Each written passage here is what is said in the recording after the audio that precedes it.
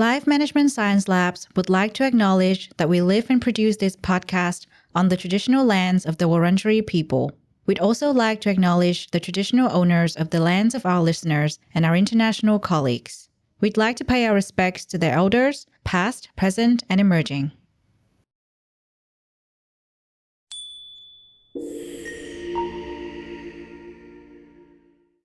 Hello, everyone, and welcome to Sero Boost, the Happiness Science Insights podcast produced by LMSL, the Life Management Science Labs.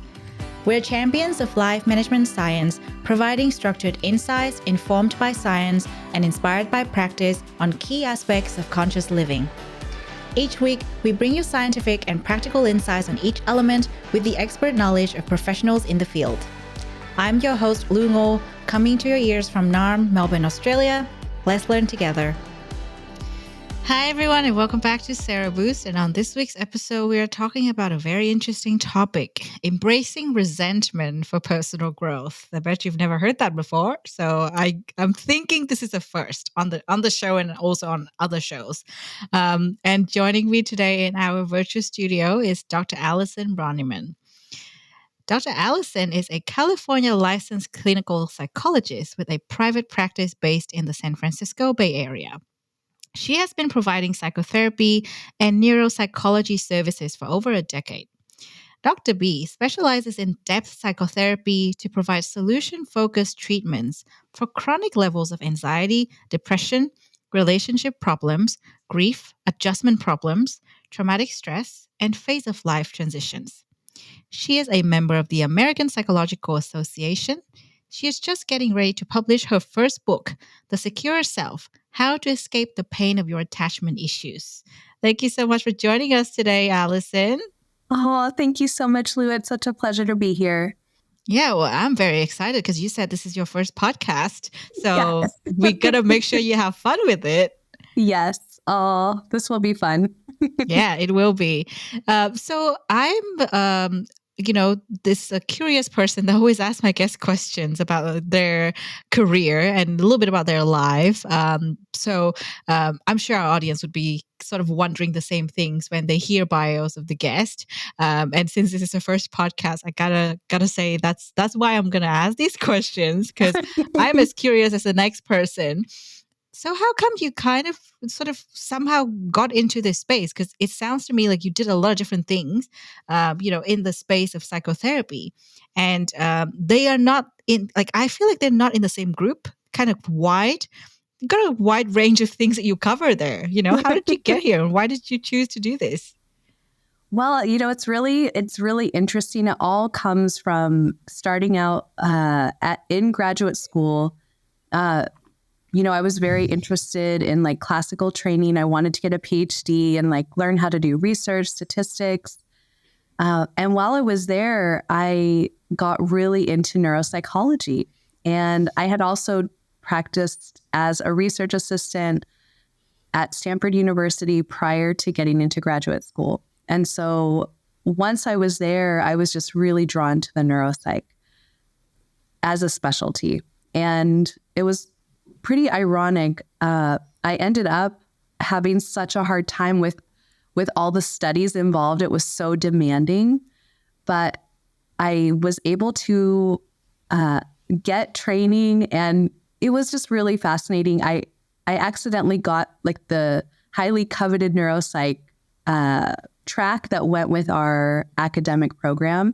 So then they had to let me in, which was usually it's the other way around. You would do all the book learning and then get the experience, but I had all the experience and then I had to catch up with it.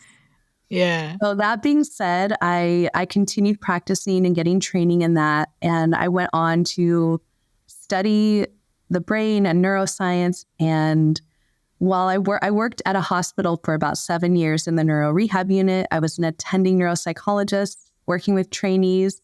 And as I was there, every single case that I worked on, for most people that when you're seeing a neuropsychologist, it's not a good time.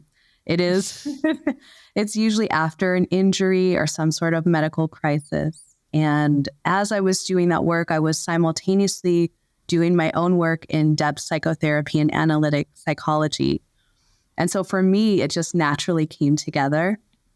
And the depth psychology actually ended up touching my patients so much more and so deeply, along with the cognitive rehabilitation and the CBT interventions. And so from there, I just got really inspired to keep going into depth psychology. And I did end up leaving the hospital training and just wanting to be in private practice. That's very interesting. So it does sound very far away, but for me, they all came together very organically. Yeah, no, I get it. Because, the career change and growth is kind of something that you just naturally find for yourself. Yes. If it works for you, it works for you. And, no one needs to understand rather than yourself, right? So I think that's good to know. I find it just so interesting because, I think this is my first time hearing depth psychotherapy. I was looking at the word and I was like, that's new. Right. I know many people actually end up putting a typo in and they call in-depth psychotherapy. So people will just make up what it means. Yeah, okay. No, it's its own thing. Yeah. It does sound like its own thing. And, as I mentioned earlier, there were so many different areas you were addressing, anxiety, depression, relationship problems, grief, adjustment problems, traumatic stress, and phase of life transitions. All these different things, they don't really seem to be in the same category, Right. They're kind of like a little bit of everything. Right. Well, I kind of look at them as kind of like, I don't know if you've ever read Dante's Inferno and the different levels of hell.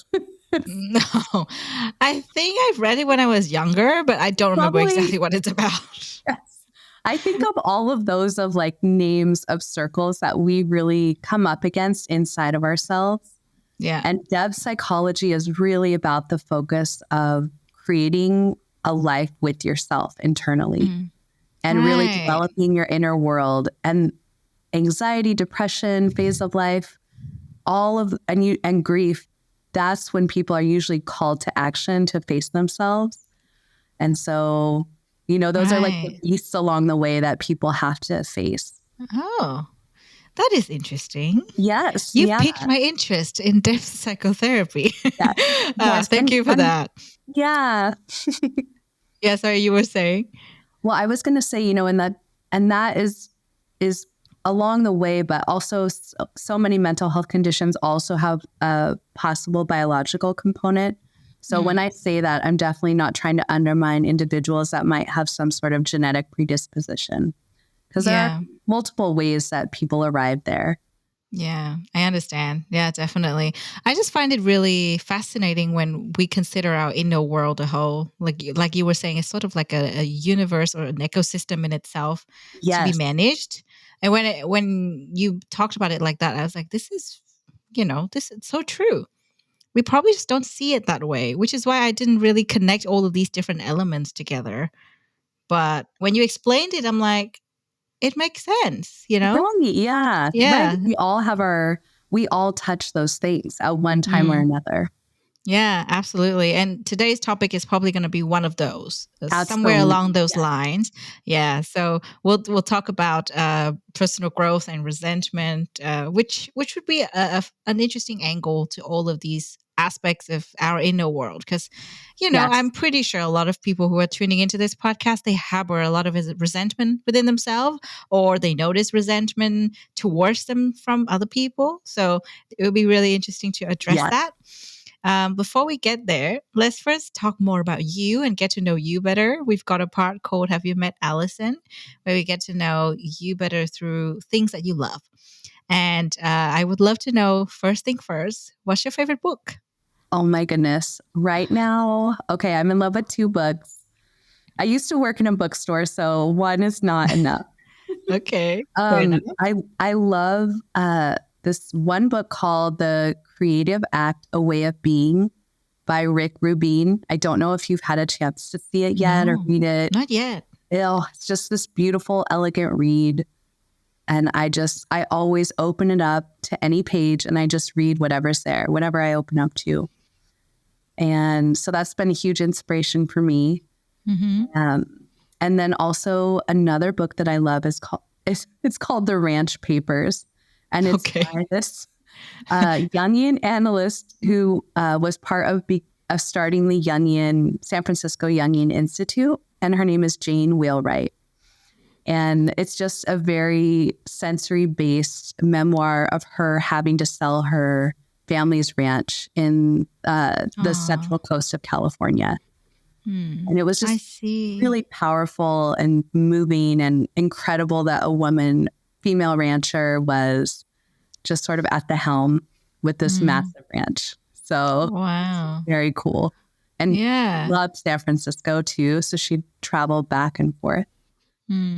Yeah, I see. So yeah, these are two new recommendations completely.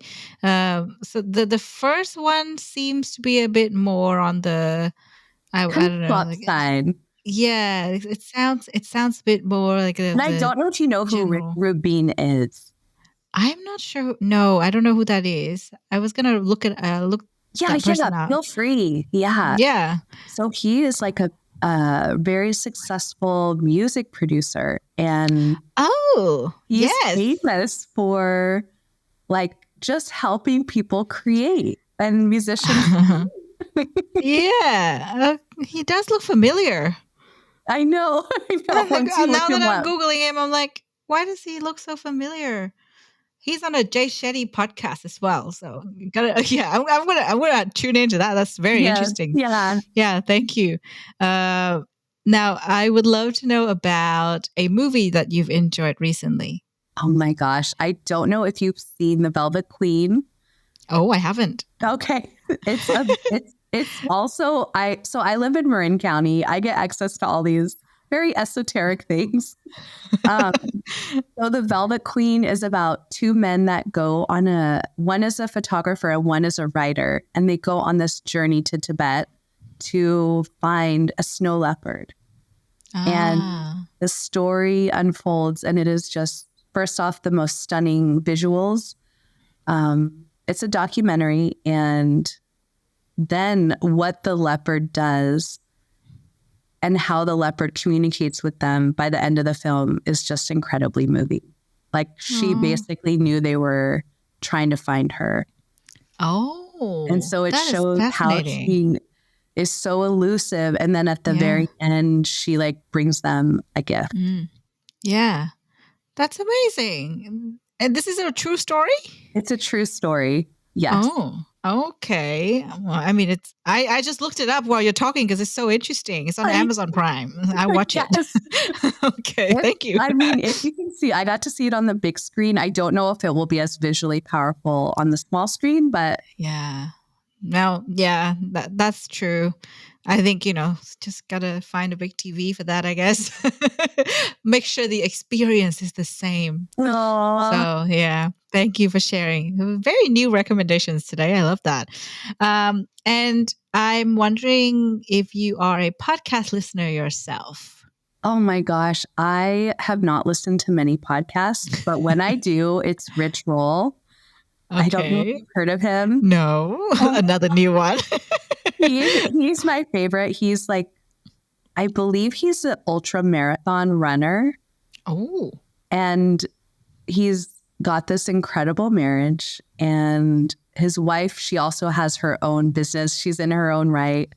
And they're just incredible role models. Like they're really into health. And, I just enjoy who they bring to their podcast and the way that they focus on self-transformation, self-discovery, and people's stories.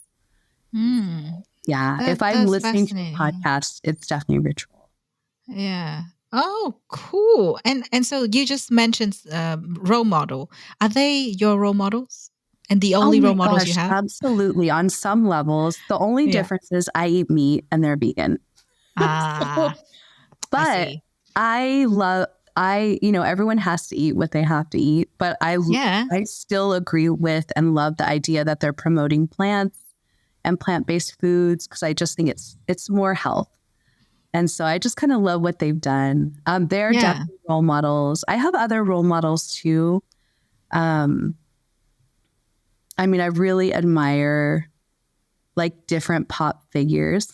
Like I have this super academic brain, but like Jane Wheelwright, the woman who I mentioned, the Ranch Papers, she's probably one of my biggest role models. Yeah. Yeah, you have very niche recommendations, and you use the word esoteric, and I was like, yes, it does sound like it, Allison. People tell me that, so I'm like, I need to face it in my own shadow. Okay, I I To love me, it's it. all obvious, but Yeah, no, I love it. It's just very new because sometimes we would hear guests from the academia space and they have the same recommendations because they're in the same oh field. yes, But you have very different recommendations coming from the same field. So I have to say, very interesting. yes, Thank you for that. yes. So finally, in this part, last question for you is about a course you've taken that has really inspired you. Oh my goodness, I would probably say over COVID, when COVID started, I started taking a depth psychotherapy course and at the San Francisco Jungian Institute. And it's just really enriched my practice. I started taking it at the same time I started writing my book, The Secure Self. And we ended up extending the group for 4 years, and we're actually just wrapping up this May. Oh, So wow. it was just this incredible togetherness of clinicians, like getting through the pandemic and all the changes that it brought. And then also learning how to incorporate depth tools into mainstream private practice. Mm. Yeah. Oh, that sounds wonderful. And sounds like you've been doing the work on your book alongside the work of the group. So it's even better. My brain was just going everywhere when you talked about that because you mentioned the pandemic. And I just realized, you know what? This is the second year after the pandemic. So it's kind of like 2 years of pandemic plus 2 post pandemic years. So you probably have so much to talk about it. Oh, yeah. And I just started going back to the office in January. So for me, it feels very new, Yeah, definitely, but definitely. it There's feels, so much adjustment. there really is. There really is. Yeah, And for yeah, me, I just am really recommending that everyone take their time, you know? 100%, 100%. Yeah, we cannot just bounce back and forth like that. We gotta take our time, adjust to Yeah. things. Yeah. Yeah, And really because let the changes like sink yeah, in. Like there's yeah, just the fact that you and I are talking like across a big ocean. yeah. Incredible. It is. It is. It's And pretty it's 4 cool. years ago, if you would have asked me, I would have never even written all the wiki or co-authored the WikiHow articles, finished my book. I probably would have had to fly there. Like we Yeah. might not have even conceived that we can just meet over video. Yeah. Yeah, absolutely. And that, changes us as humans quite a bit because, we change our perspectives on so many different things. And I guess, it's not entirely related to today's topic, but that's very interesting. Before we go on a tangent, I tend to do that. Let's talk about today's topic. Let's talk about embracing resentment for personal growth. I mean, this is a very interesting one. When I saw it, I was like, did I read it wrong? What? When they asked me to talk about it, I also had that question. Can I pull this Yeah. off? Can I do this? Can I really build this connection? Yeah, but it makes sense. When And I was like, oh, absolutely. yeah. Yes. Exactly. I was like, what? Hang on a second. And then my brain started going, and then I was like, oh, it Yes, works. connecting the dots.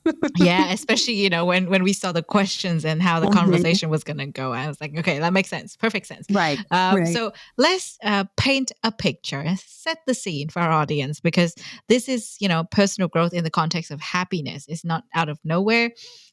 So, you have so much expertise in depth psychotherapy and you just kind of the inner world of us.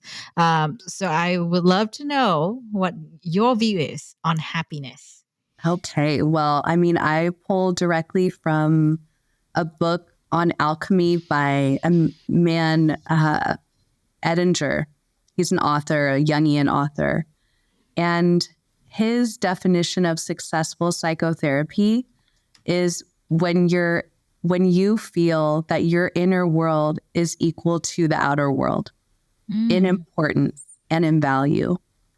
And I just love that because I feel like if you can see yourself as worthy as those around you and the world in general, you will have moments of what I consider happiness.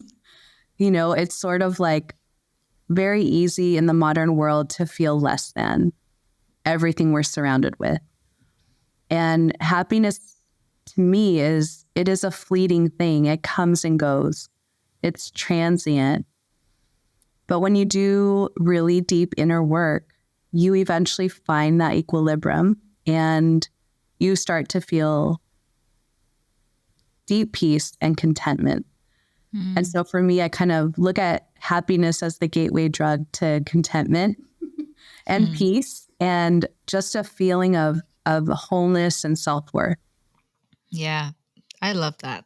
Thank you for sharing that. I think it's a new perspective on the topic. We've got a lot of episodes on this topic of happiness already, but I like the analogy of the inner world and the outer world in balance. It's Yes. kind of something that I've been thinking about quite a bit as well, because I think about it from the perspective of I'm a little bit of a, I don't want to call myself a hoarder, but a little bit of that. And like I love my environment to be pretty, and then I need to Oh my gosh, beauty. Yes. yes, aesthetics, like gotta be pretty. Like I love pretty things, but then on the inside, I'm like, oh, I'm like not feeling great, and this is just like it's kind of clashing, and then I noticed things on the outer world that are also not that pretty. Started to notice the problem a little bit. And it's still a struggle to kind of find that balance, because it's not like it's not like I realize it and then I change it immediately.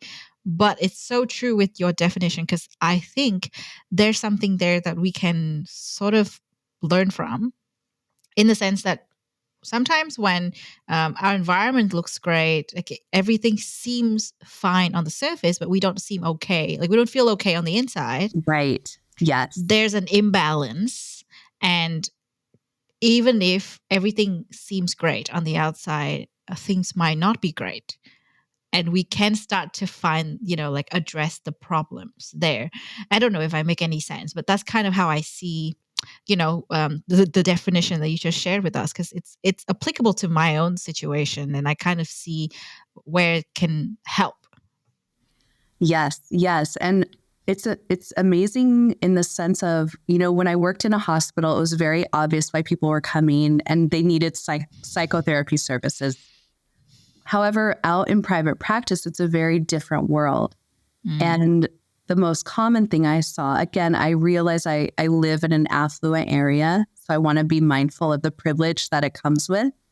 I also try to do a sliding scale to stay in touch with everyone at every level. And one of the most common things I see is everything's fine, my life on the outside, and I want to die, or I want to I need therapy. I want to cry. I cannot believe that this is my life. It doesn't feel right. I don't feel like I'm good enough. And all the little things that, we are privileged to enjoy are suddenly they bring up ambivalent feelings of being less than. Yeah. Right. And that asymmetry between the outer world feeling or looking good. And it actually may be good, but the issue with midlife and older age, and also younger ages, I feel like we go through a crisis every decade as adults. I don't know anyone that doesn't. And so you may have built this amazing life 30 years before you thought you would. And then suddenly your needs change and you need to rebuild again. Yeah. And you hope you grow with your friends. You hope you grow with your partner and your family. But sometimes people don't. Yeah. And so definitely, it's complicated. Yeah, absolutely. It is complicated. And I think it's a good segue into, like things that people tend to get wrong about happiness, because like we were just saying, and I think it lives right there in that definition you shared, right? Like the inner world and the outer world. A lot of people, I think, on the show, we've talked about the fact that a lot of people think that, like if everything looks great, you've got a lot of wealth, and, you have it all, then, that's happiness. And the more you accumulate, the happier you'll be. But we know that it's not necessarily true. Not after a certain point. I Yeah. think studies have shown that we cannot feel any happier after making like a moderate income of, over here, it's like 60,000 a year. In the Bay Area, it should be higher. But the point is, after our needs are met on a certain level materially, we are so much more than that. Yeah. And that's what we're kind of driven for as we're building our life, if that's our goal. Yeah, definitely. I actually agree with that. And I think that's a really good reflection point for a lot of us. Because I think about myself, like when I started my career as a fresh graduate, I did not get paid that much, but I was very happy. I paid during graduate school, or I went into student loans, but it was like, I was so poor. Me and my friends were so poor, and we were doing the same work that I do today. Yeah. But now I do it much better. But the point is that it's like when you love what you do, it's really not about the money. But I know, again, that's a privileged thing to say, but yeah, definitely. I'm lucky in that I kind of came from very humble beginnings. So I feel safe saying I've seen a lot, Yeah, absolutely. I love that. And, it's a good sort of a reminder, because I'm sure a lot of people know about this research already. I took the Science of Wellbeing course by, okay. I think Stanford. I would say. Okay. They probably do something like that. Yes. Yeah. I cannot remember exactly. Yeah. Probably Stanford Uni. Dr. Laurie Santos. I do not want to quote the wrong uni, but I know. I remember that it's, probably that one. It's a free course. And the research said the same thing you just said. I think the figure in there was like $75,000. Okay, that sounds more updated than the first time I heard it. Yeah, so I found that that was very interesting, because it sounds like billionaires, millionaires, they are probably not that much happier than us. No. Yeah. I mean, they might feel really secure and a certain sense of freedom. And they're faced with a whole new set of issues and problems. And absolutely, I think that they feel their self-worth being questioned in a different way. Yeah. And the magnitude of the problems they face would be so much bigger as well. Right. Yes. Yeah. Yeah. So, I think it puts things into perspective when we talk about happiness and, accumulating wealth, and it doesn't necessarily make you happier if you accumulate more wealth and things in life, which is still hard to sort of, put into practice, because you live in the very materialistic world right now. And, it's so different from before, which also I think is interesting when we think about resentment. Because yes, I was just thinking that.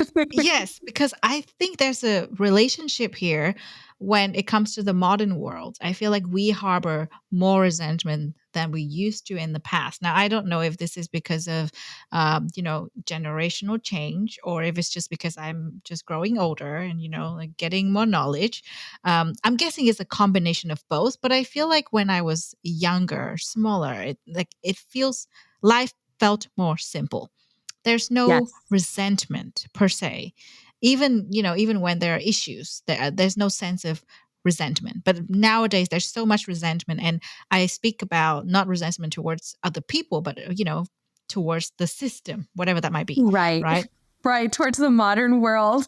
Yes, towards life. It's just towards everything out here. Yeah, and I see that a lot here in Australia, because I feel like that's very interesting, because before I moved here, I thought people here must be so happy. They're so privileged, like they have this great country and they must be so happy. Island. Yes, I moved here and then I found that a lot of them are not happy at all. They They resent the system, whatever that might be, the political system, life in general. And I got really surprised, but I guess that comes with, the change in the society that we're living in and modern life and so on. So it's not just resentment towards one another, like people to people, but also Right. people towards things and so much more. And so I feel like this is, it's seen as a negative thing, but we're Yeah. kind of speaking about it on a more positive light, right? Yes. Because we were kind of saying, okay, embrace resentment for personal growth.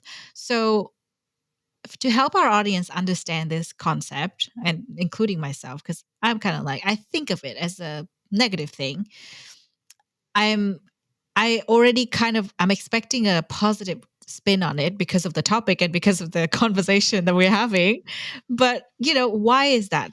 How should we view resentment in its entirety? Right. Yeah. I mean, I think of resentment as it's sort of like, to me, I heard an Instagram person say this the other day.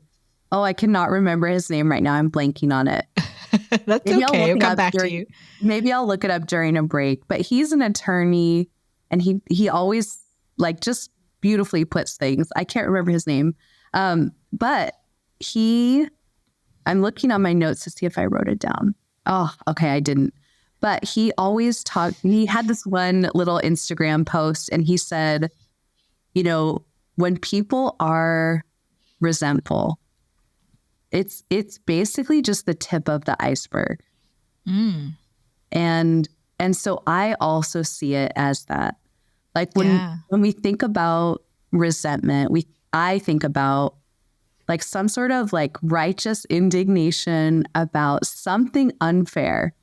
It's always something that's taking place in the outer world, about feeling insulted, feeling like I was treated unfairly, feeling like something was unjust.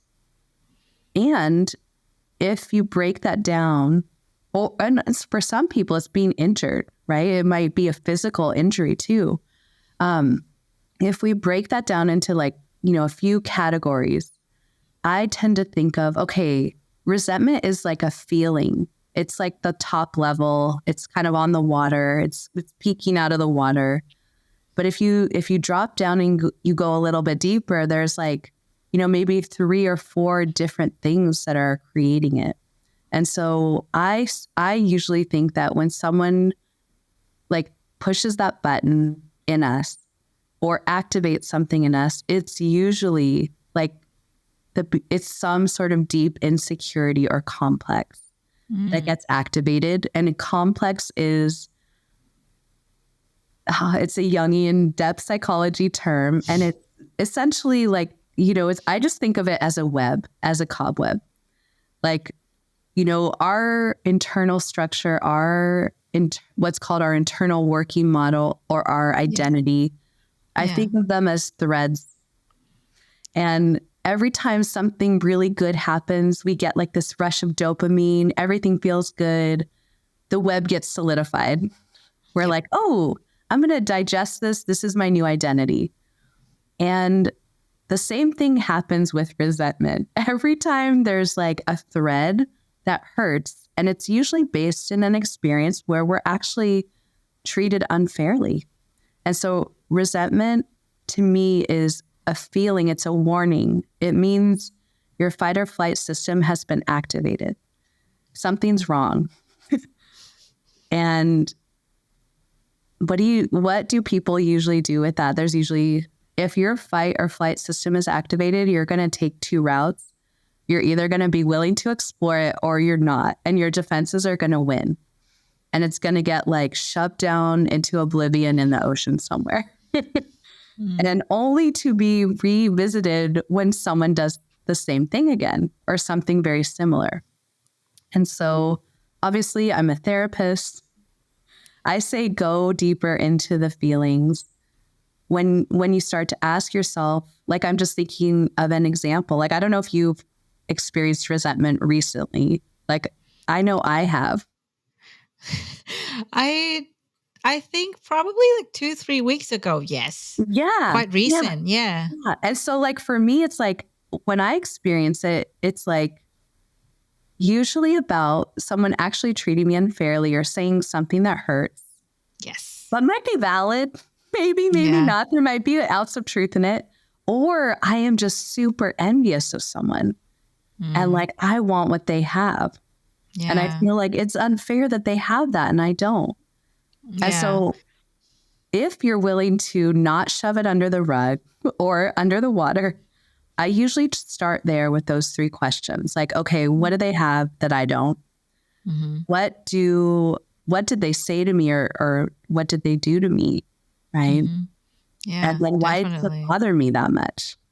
Yeah, no, I was thinking about what you were saying. I'm like, well, I think it was interesting because I had a conversation with someone and I was kind of on speaker. So my friend in the same room could hear it. And towards the end, I felt like I was going crazy. But then, I had this validation from my friend that no, the other person was actually quite strange. So I was like, okay, so that's not me then. Right. Yeah. Yeah. The other thing I notice about resentment is that it's always about someone else in the outer world. Yeah. It's definitely. always about relationships. And, obviously I'm working on this book, The Secure Self, and it's all about attachment. And so part of the work that I've sort of uncovered is like resentment. It's a derivative. And the word derivative is like a mathematical term, but in depth psychology, we use it as like an iteration. Yeah. So that sounds fun.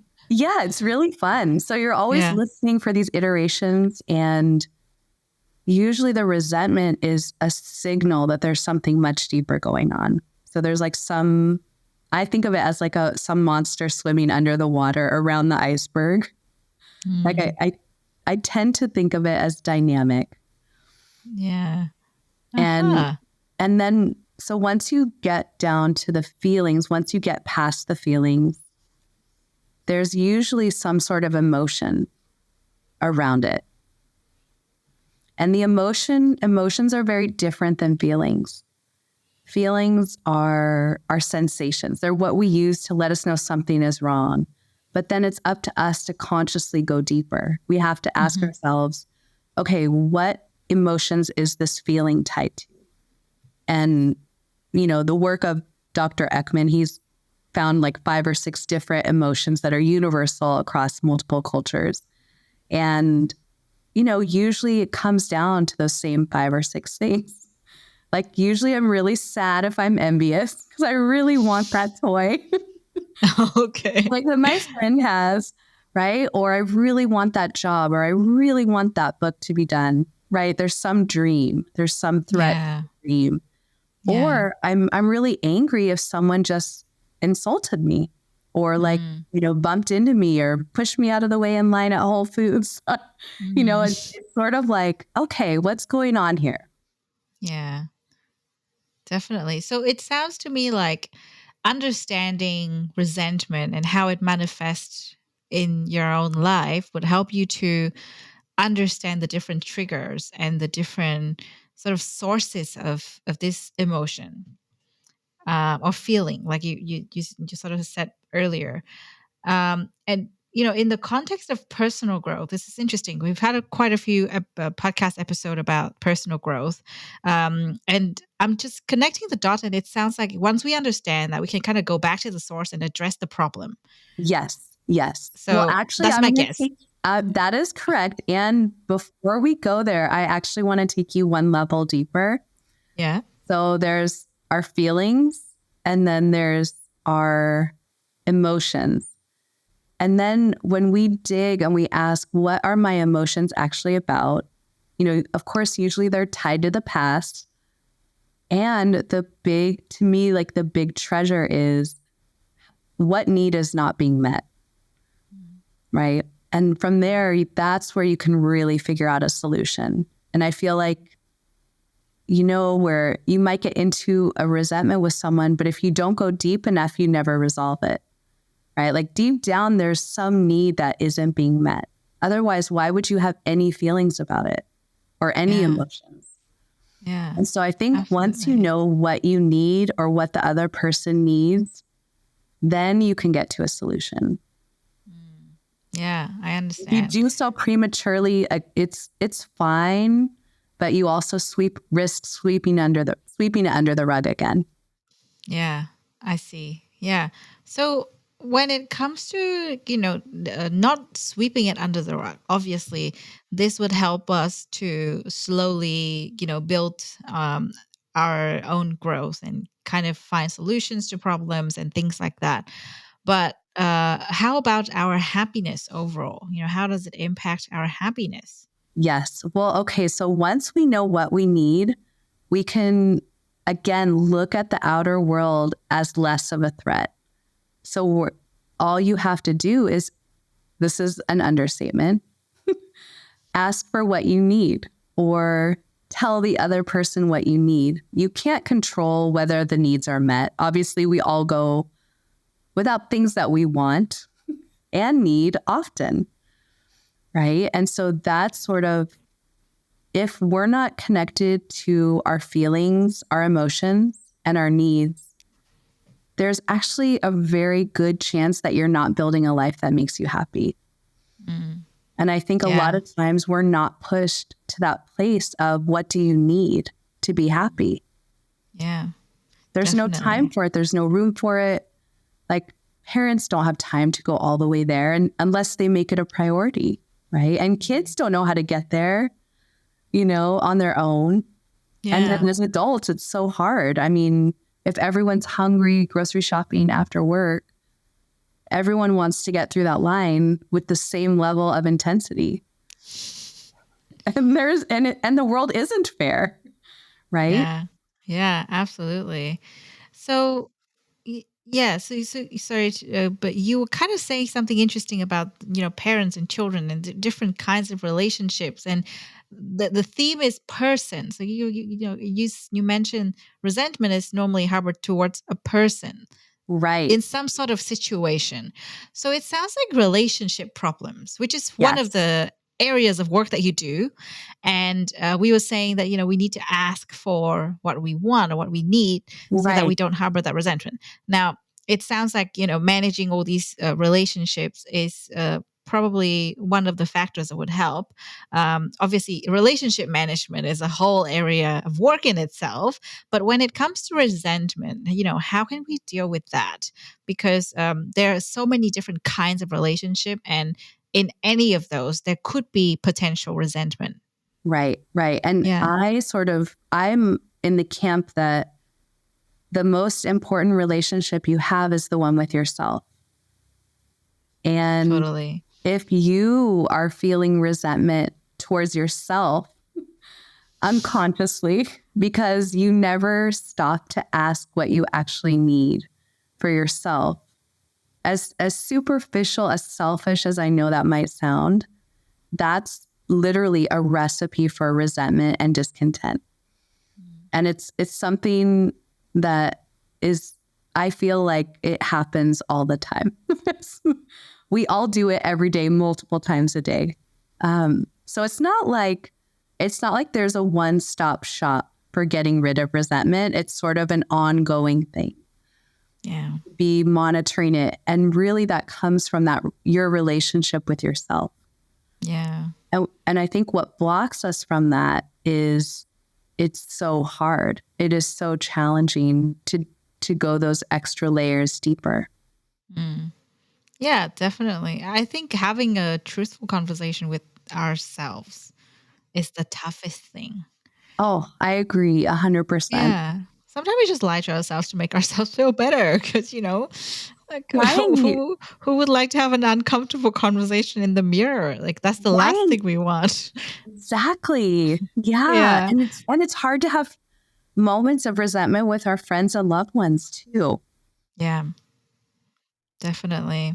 I think it's all communication when it comes to other people though. Right. Yes. With ourselves, I think, having the self-talk is like in itself, I think a whole different topic that Yes. needs a lot of levels of depth to kind of uncover. I think we've done a few episodes on self-honesty. I think that's quite important for the self-talk. But when it comes to other people and managing that resentment so that we can harness personal growth, I find it to be interesting because recently I went through a few things that kind of signals, growth and change in this area where my needs are not met, but I didn't know how to ask for it. Right. And so I harbored resentment, and then I just felt uneasy. And I'm the kind of person that if I feel uneasy about something, I cannot do anything else.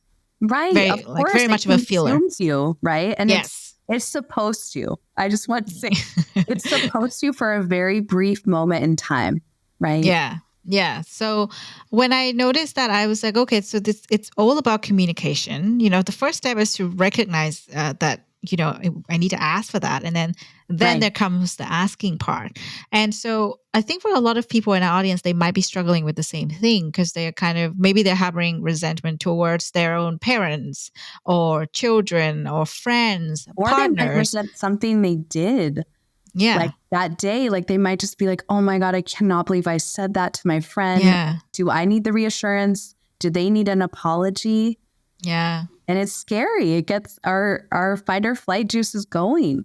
So what would be the tips you have for that? Like the communication strategies for when things like that happen? Because I personally find it really hard to manage my own, resentment and communicate that. And also, I don't know how to strike up that conversation when I notice that there's a little bit of resentment from somebody else. So yeah, it's all communications. Yes. Yeah. And I always think, and so I have like this great tool. I mean, aside from mindfulness, just a plug for mindfulness across the board, we can't do it unless we catch it. And when your mindfulness is, I think of it as a muscle, when it's employed, when it's like working for you, it will catch the moments of resentment. We attune to people like every 1/27th of a second. Maybe it's a little delayed on video, but we're seeing real things, and we can't do it all. So mindfulness is one of my big plugs. And the other, I don't know if you've ever heard of this one dating coach named Matt Boggs. I don't know if you've ever heard of him. No, I haven't. He's so great. I just adore listening to him. But he has this formula that he always talks about in his videos. And honestly, I couldn't come up with anything better. Yeah. And I don't know where he got it. What is it? Okay, so the first thing you say is like, okay, this goes with both genders, transgender, like, gay, straight, anything intersex, whatever, like you, even ethnicity, right? This cuts across everything in my personal opinion, because I've used it, I've seen it used. And the first thing is you just say what you see. Like, oh my gosh, I just noticed some emotion flash across your face when I said that. Or, I noticed you've been making these weird comments every time we're together. Okay, so first you state what you see. Yep. Then you share how it makes you feel. Like, I feel really confused when I see that look on your face. Or I don't know what to say when you're talking about this. And like, let's say you're the one that's getting resentful. I feel resentful every time you walk in and sit down on the couch and I'm washing the dishes, right? Whatever you plug in, what applies to you. Okay, so first you say what you see, then you state how you feel using I statements, and then you state what you wish for. Like, I really wish we could talk about it. I wish it didn't feel so awkward. I wish I didn't envy you. Or I wish that you would stop doing this, right? Or whatever, sort of fill in the blanks. So again, the formula is state what you see, say how it makes you feel using an I statement, and then state what you wish for, right? And the wish could be like a need or a want or a wish. And I love that because it's so generous. Like the whole formula is so generous. Yeah. I think you're right. It does apply to all situations and, to everyone. All kinds of relationships too, I would say. Yeah. Yeah. Interesting. Right. And it's sort of like, if you go back to the definition of resentment, it's like that indignation that something isn't right. it even helps, that formula. I think the first part of it, actually, no, all of it would help, or even when it's not, we are resenting something, but we notice that there's resentment in somebody else. Actually, it helps if we can just say, like, I notice that, Right. And that's the biggest block, by the way, right? yeah, Because yeah, we cut off our happiness and the other mm, person's happiness when we don't do our part in relationships and say that we see something as wrong. yeah, It, exactly. it hurts both people. Yeah, absolutely. So let's say now we've done the work, right? And we use that formula that you said in situations when things happen. We go a little bit deeper. So we are able to address everyday situation, but it can just pass us by, and we don't really think of it. Like, we don't think much of it when we've resolved it on the spot. I think in this podcast, it's more important to understand the other layer of it, which is the personal growth layer. Beyond addressing issues about resentment when they come, how can we actually, embrace or harbor what we can from resentment for self growth, self discovery, and personal growth. Yes. Well, I know there's a saying, a famous saying by, I don't know where it comes from. It's like resentment is drinking poison and expecting the other person to die. I don't know if you've ever heard that. I think I've heard that before. I've read it somewhere, maybe. Yeah, Yeah. so true. Yeah. So I think of, again, like once your fight or flight response activates, you have two choices. You either, like if you think it's either good medicine or bad medicine, Yeah. you're either going to take something that makes you sicker or makes you sort of like, and we've all done this. We all can't get something off our chest, right? And it just feels exhausting and it feels sickening and our stomach hurts. And that's how you know that you are not facing the growth. That's how you know you're like stuck. And again, it happens to us all. We get stuck in the cycle of our fight or flight response. I actually have a phrase for it. I call it the blame shame spiral. Ooh. And it's deep and you have a choice. Once you realize something is wrong and you go through, okay, my feelings, my emotions, what do I need? You either step into the solution or you drink the poison, right?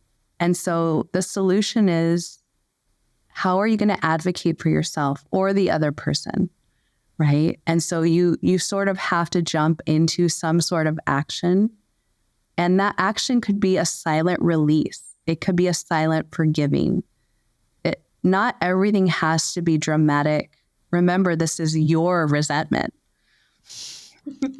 The outer world is just a Rorschach, if you will. Like, granted, something bad happens, you have a right to feel resentful. But how long you stay in the resentment is up to you, right? And it is, I think of the blame shame spiral. I do want to share a quote from Pema Chodron. I don't know if you've heard of her. She's a Buddhist nun. Oh, not yet. Wonderful. So it's Pema and then Chodron. So Pema Chodron. Her quote is, "Blaming is a way to protect our hearts, to try to protect what is soft and open and tender in ourselves.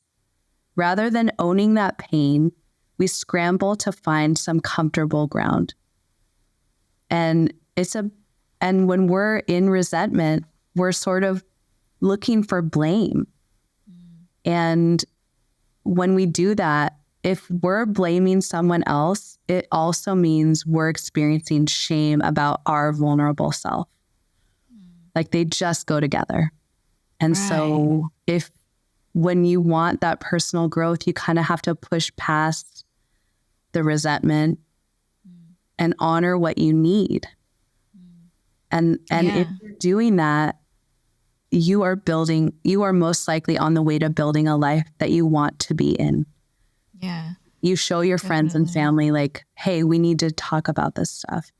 Maybe not right now, but we have to deal with this. Yeah. And then you're telling yourself, you don't need to be ashamed about being hurt or feeling envious and wanting something. Like there should be some sort of grace with yourself. Yeah, I think that's a great place to start. And there's probably a caveat to this, because the more you talk about it, the more I think about the fact that while we can learn so much from our own resentment, let's say that we're just talking about our own perspective here and not other people's resentment towards us, we can learn a lot from it. But at the same time, if we keep getting resentful at other people all the time, that it's also problematic. Like, as much as we can harbor the power and the lessons, Right. I don't think it's that healthy to kind of have that emotion all the time, right? And so I think there needs to be a certain balance of managing it and turning these lessons into character strength, maybe, or growth. For Right. example, if I get resentful towards person A for, having all the books that I want. I'm like, I want all those books. Like, why do they have them? I don't have them. Then I can start to recognize that, you know what? It's just a me problem. It's not a them problem. Hey, why aren't I buying myself the books? What's Yeah, going and on with I'm that? not even reading them. No, maybe I'll realize I'm not even reading them. I don't even have time to read all of them right now. Why am I resentful? Yeah. Yeah, just move on with my days and let them have the books, So like, be happy for them because you have books too. Exactly. So, instead of feeling resentful, be happy for people for what they have. Yes. And, I think there's a healthy amount of resentment and there's an unhealthy amount of resentment. Right. So how do we manage that? Yeah, from my standpoint, the way I see it, again, from the depth perspective, I look at derivatives or like these micro moments, these threads. So like if you are resentful of something, like remembering, a big one is complaining. Like to me is like the gateway drug to resentment. Yep. Complaints, right? It's like, okay, I need this to change. You can use the formula, right? And then it's like, okay, what are you going to do about it? And I think people freeze, right? And so trying to figure out when you've gone too far with a resentment is when you notice the pattern, when it starts being very specific and or very frequent, right? Like kind of like, if you're noticing, gosh, like all these people, like, say I'm in San Francisco and I'm walking down the street and I'm like, oh my gosh, where are all these people getting all of these shoes? They look so comfortable. Why, what's wrong? How come I don't have shoes like that? Like, I want to walk around in tennis shoes. Why am I wearing these work shoes? And then it's like, okay, Allison, you've been saying that now for a year. Why don't you buy some tennis shoes? Yes. Right? It's kind of like, but the thing is sometimes we're not ready. Like, just like I talked about, getting what you want can, make all that good dopamine rewards. We also get a hit when we feel the anger of resentment. Like, it's a derivative of anger, and it can make you feel like justified, or it can become an outlet for your anger that's unresolved. Yeah. Yeah, absolutely. I think managing that and not let it just take over is very important. And you're turning it into a more positive thing. Eventually would be helpful. Like the shoe example, instead of thinking about it again and again, you just buy the shoes. Right. And think of how often we do this. Like, we do this all the time. Yeah. And the other really unique thing about that is, and I always ask people that I'm working with, like, what would you have to feel if you bought yourself the tennis shoes? Yeah. Right? Because remember Pima Chodron's comment, we're in an uncomfortable place sometimes we're more comfortable in a painful, angry place. Yeah. Than we are if we just meet our own need. Like, sometimes I might be unconsciously waiting for, what I eventually learned was I was literally unconsciously waiting for my parents to buy me shoes as a grown woman, like unconsciously. And I'm like, Yeah. Allison, you're perfectly capable of you go buy shoes all the time. Why not buy tennis shoes? Right. So Yeah. again, like kind of reconnecting with like, where is this coming from? And this need of, Absolutely. oh, I want to feel taken care of. I'm Yeah. working all day, just like everyone else, Yeah. just and being able to be vulnerable about that. Like that's a vulnerable thing to say as a working woman. Absolutely. I couldn't agree more. It helps.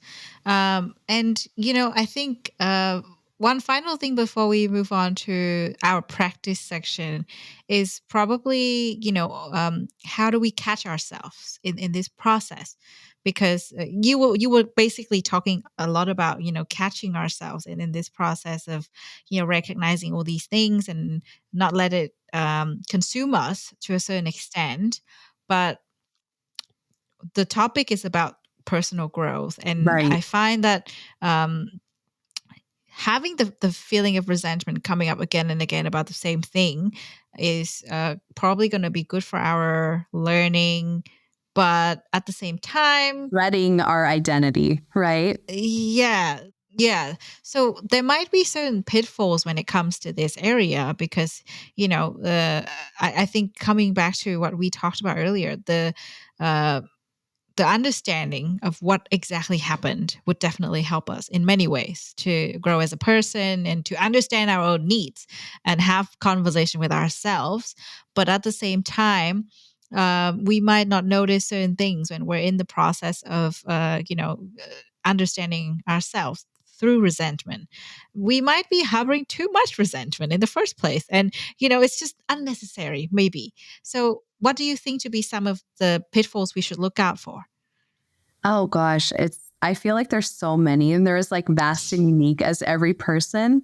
Yeah. I feel like some of the pitfalls are sometimes when we really start getting in touch with our feelings, we our feelings and our emotions, sometimes we will misplace that it's someone else's job, especially as adults, to take care of our feelings and emotions. Yeah. But, we are made up of physical, social, and emotional needs. And if you're not aware of that, you're going to struggle, right? There's so many opportunities for resentment if you're not kind of meeting those three areas in your own life.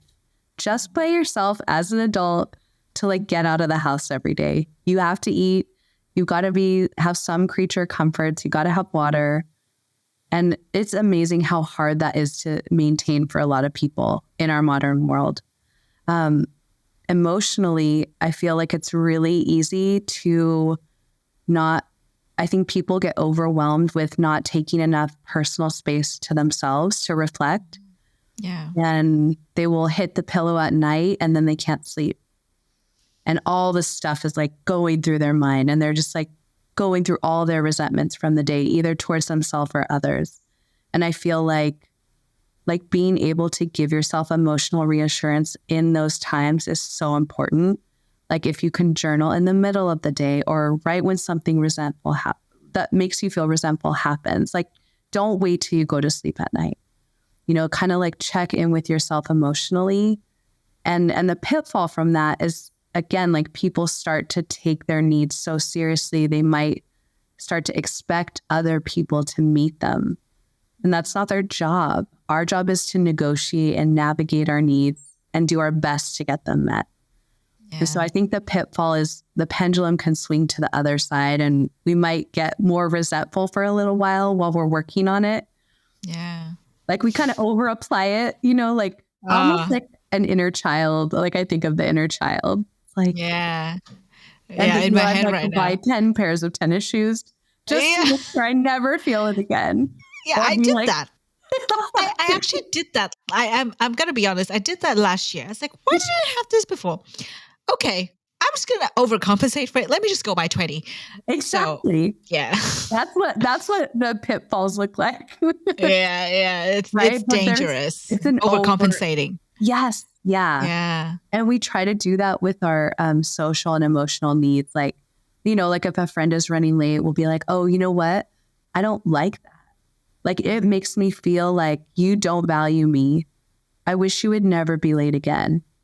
And it's like, okay, you guys have been friends for 30 years and that friend is always 10 minutes late.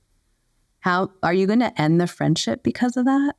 Or, but once you kind of find the balance, it's like, okay, this friend has been late for 10 minutes for our entire life. I'm just going to use that time. So, because I really love this person, I'm going to put up with it. Yeah, Right?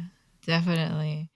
That's a good one. I have to look out for it myself because I'm like, oh, I think I did that. Oh my gosh. Yes. We all do it. Yeah. I did the same thing with books. So that's a true Yeah. story. Yeah. I Oh, bought I so love many. that. Thank you for Not great. sharing that. Yeah, no, thank you for listening. It sounds silly, but it came from presentiment. I was like, oh, that person has so many books and I just don't have any. Yeah, and 'Cause, actually you saying that reminds me of one of the other pitfalls is we often think it's these big things, yeah, but like once you start really looking at the small stuff, that's where you really start realizing, oh my gosh, this is about me. Oh my yeah, gosh, I haven't been giving myself what I need. I didn't know how. yeah. Terrible. Mm. And then we have to make it up to ourselves. Yeah, absolutely. So now let's talk about something a bit more practical, a Okay. practice or a habit we can share with our audience, because I think we've got enough tools in our pockets and it's just about using them. Um, so if we would just start small, somebody is listening to the podcast, they might be holding onto a lot of resentment towards little things, big things, people, places, whatever it might be. What would be a practice that you would recommend to them so they can manage and embrace this resentment in a healthy way?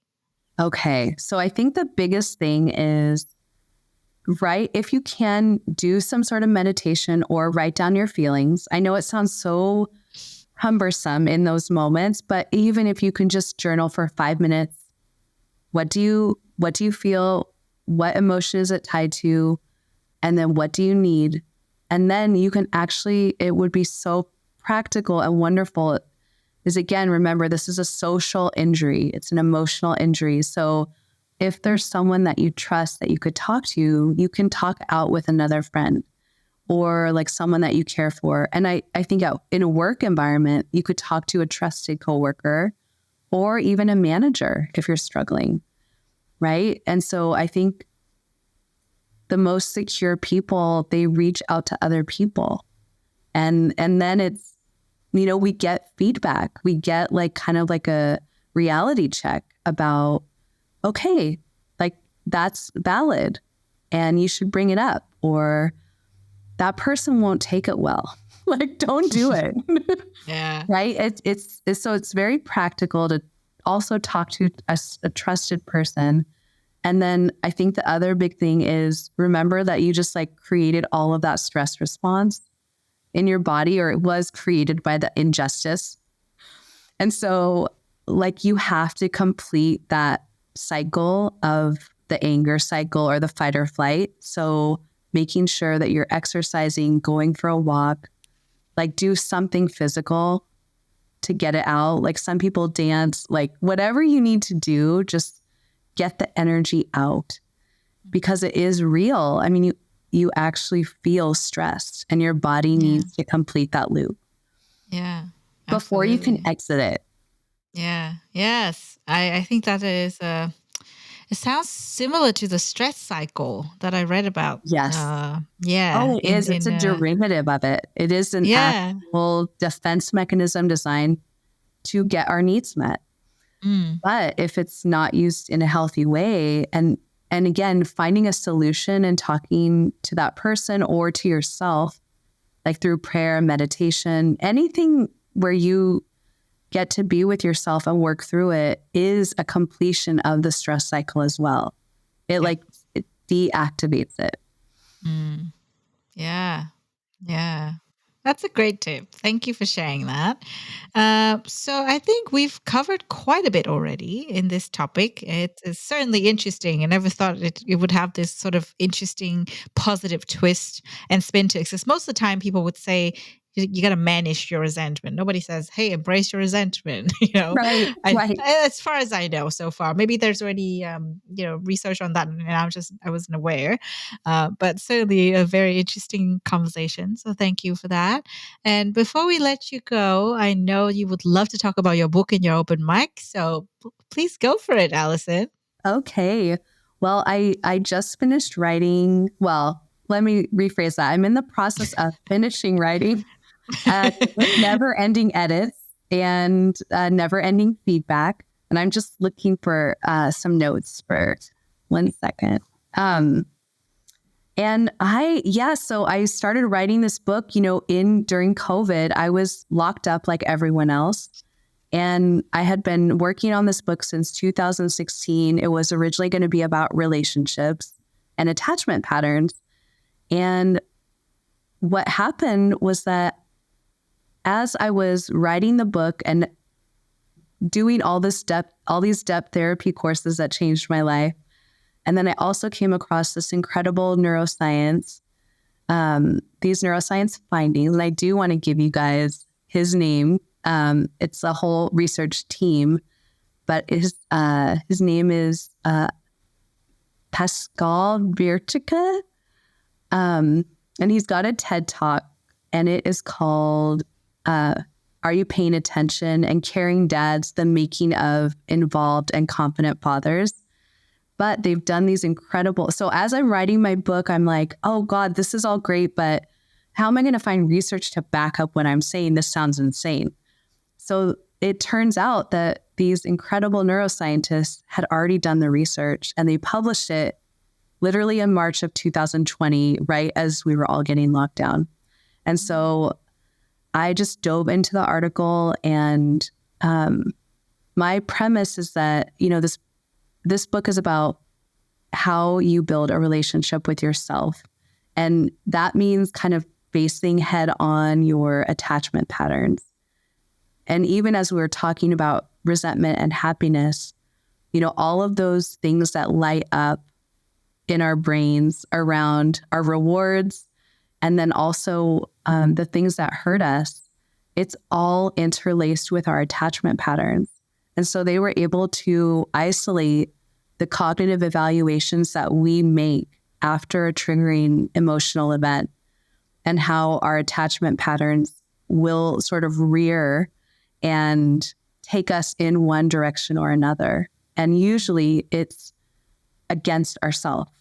And usually it creates like an evaluation that ourselves and others are not going to meet our needs. And it's pretty hopeless. Or I'm great and everyone else sucks, which is not productive. Absolutely and so not. The book is sort of just about like the different steps into facing your own attachment patterns internally and doing the inner work of creating a secure relationship with yourself. Yeah, I love that. Well, thank you for sharing. I'm excited to read the book. I recently got to know more about the attachment theory. So this is certainly a new we could addition have a whole other podcast. Yeah, definitely. This is like a whole other book addition to the topic. So yeah, it sounds great, because I've been meaning to, understand exactly what you said in the title, the secure self better, but there's not much, I would say, materials on how to actually do that. Yeah, the people say a few things here and there, but it's not in depth. Right. So yeah, Yes. it sounds like your book is going to be very in depth on that topic. So if our audience would like to stay in touch or, keep updated in case, they want to purchase your book or, read more about your research, where should they go? Oh my gosh. Okay. You could go to AllisonTherapy.com. That's my website. And also, I guess I have a Facebook page and an Instagram, but I have not updated any of them, but I plan to as the book is entering finalization. So I think the best way is probably through my website, and you could just email me there. It goes through a secure email, and I'd be happy to respond. Yeah, beautiful. Thank you so much. And thanks again for joining us today. It's been fun chatting to you. Oh, it's been such a pleasure, Lu. Thank you so much for having me. You have been listening to Sero Boost, the Happiness Science Insights podcast produced by the Happiness Science Labs, a division of LMSL, the Life Management Science Labs. More episodes are available from 10 life management perspectives and can be found by searching LMSL on Apple Podcasts, Google Podcasts, Spotify, YouTube, and other podcasting apps available on your devices. If you enjoyed this episode, please rate, share, and subscribe to our channel so that other people can find it and we can continue to provide quality content. More of our work can be found on our website, ha.lmsl.net, where you can join our movement. I'm Lu Ngo. Thanks for tuning in.